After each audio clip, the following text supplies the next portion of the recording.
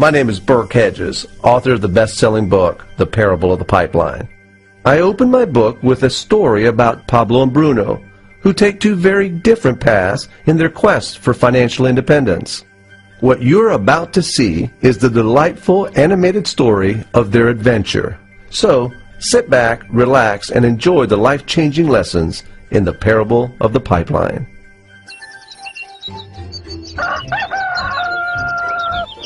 Far away, in a small village, near a beautiful valley, lived two friends, Pablo and Bruno. They were both young and dreamed of a better life for themselves. They'd often discuss their dreams about how they would become the most successful men in the village. They weren't afraid of hard work, and they searched for opportunities to help realize their goals and achieve their dreams. One day, an opportunity presented itself.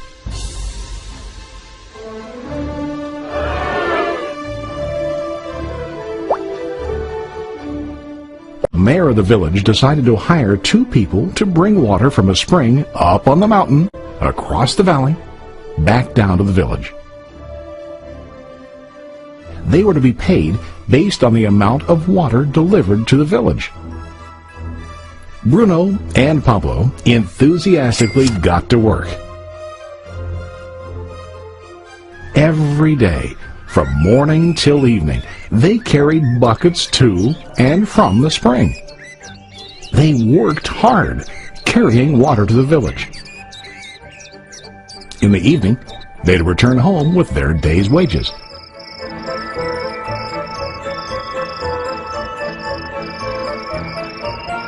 Bruno was satisfied with his work and the money he earned. He was sure that with this work he could achieve his dreams. Bruno thought that to increase his wages he could use bigger buckets to bring more water each trip. He believed with a larger income he would soon be able to buy a cow and the house that he dreamed about.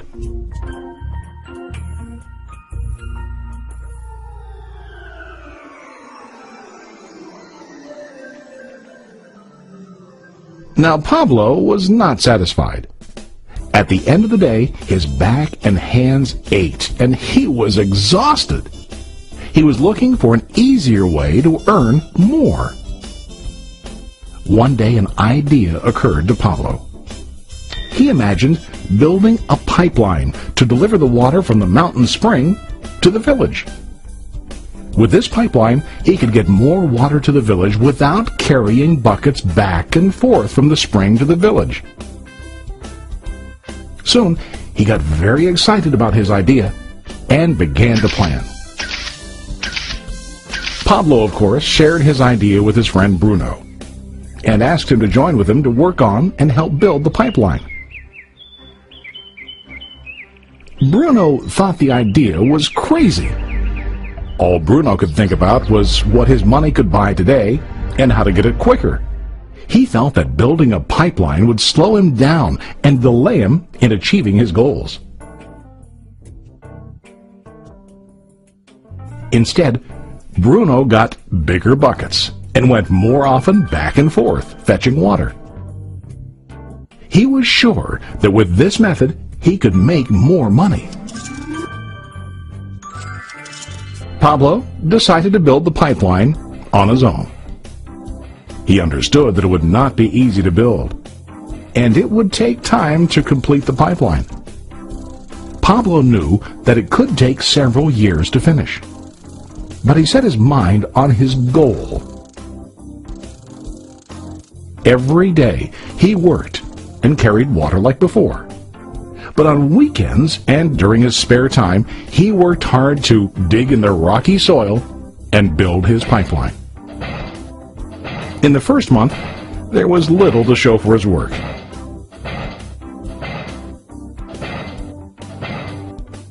Bruno and the villagers laughed and teased him.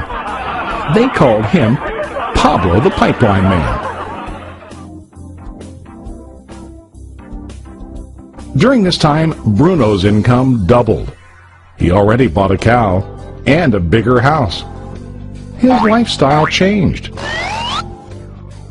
He now spent time after work in the bar, enjoying his hard-earned wages from delivering water.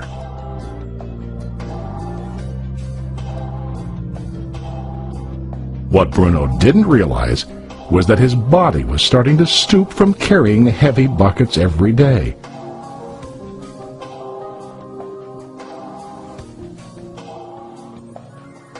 His face looked worn and his body tired.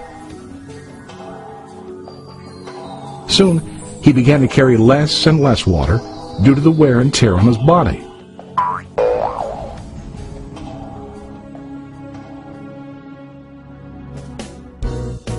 Month after month, Pablo worked.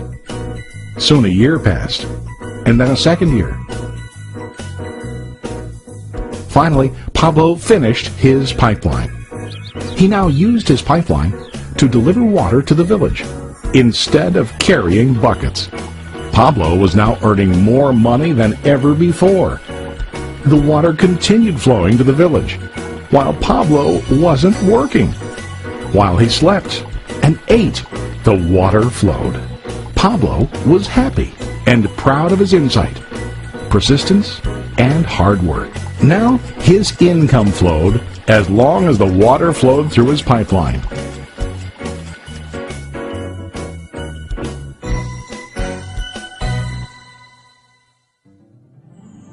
The story of Bruno and Pablo is a reflection of life.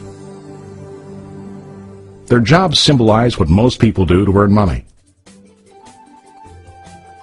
Bruno gets his money using buckets. He goes back and forth, carrying his buckets from the spring to the village in exchange for money. To increase his income, he either has to go more frequently to the spring or to use larger buckets. It's common in real life to increase our income by working harder. For example, working overtime or getting a second job. We also increase the size of our buckets by accepting a higher paying position, which often includes spending more time on the job.